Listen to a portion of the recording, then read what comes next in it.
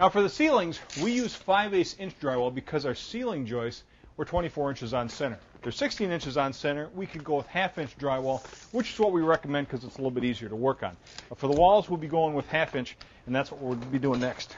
Installing drywall on the walls, we almost always run the sheets perpendicular to the framing, and then we're going to start with the sheets that run across the top. But first, I want to mark the locations of the studs on the floor and on the drywall on the ceiling so we know where to put our nails and screws. Okay. Once we've cut the first wall piece to length, we start some nails along the top about every 16 inches. Okay. Ready? Yep. Now we lift it into place so it's snug up under the ceiling pieces. Right there?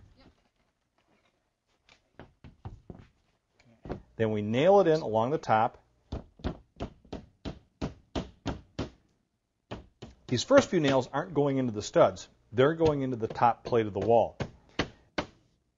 Now once there's enough nails in to hold it up, we finish nailing it off.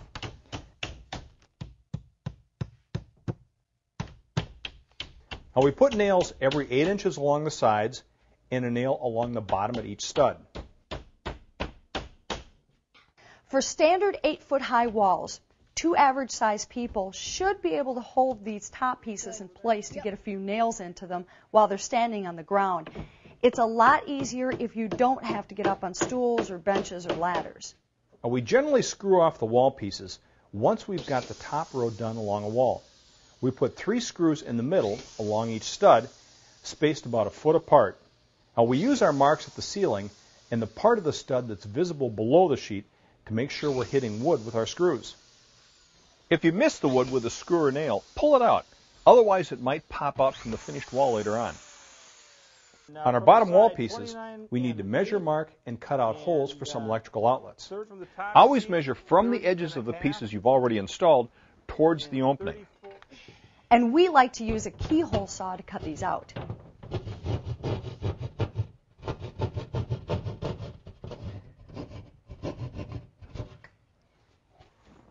Now your standard 8-foot wall will usually be just a little bit taller than 2 widths of drywall. So you want to leave this gap along the bottom where it'll be covered up by baseboard.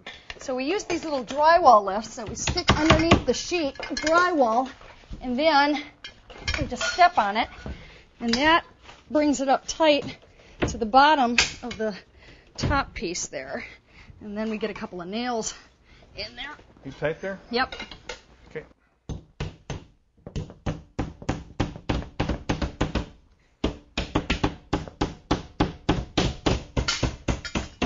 Again, we nail into the studs every 8 inches along the sides and every 16 inches or so along the bottom into the bottom plate of the wall.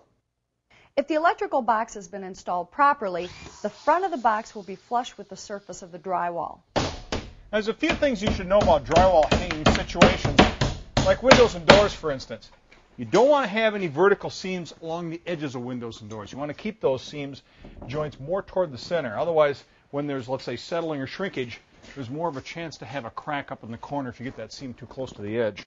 Around a doorway, you can go ahead and cut the sheet or sheets to length, go ahead and hang them, and then cut the doorway out afterwards. For this, you'll need a drywall saw.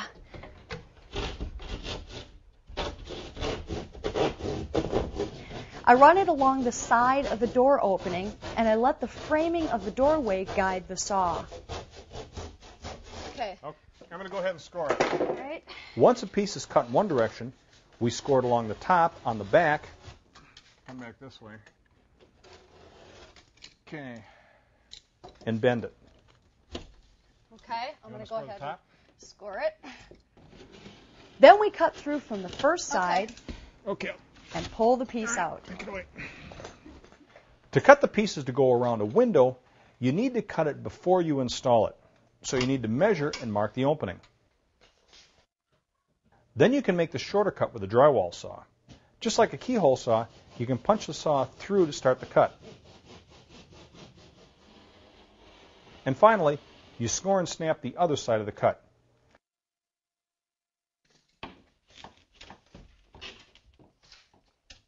Okay, there we go. Now there's some margin for error around windows and doors, since the trim will usually cover the gap between the window and the drywall.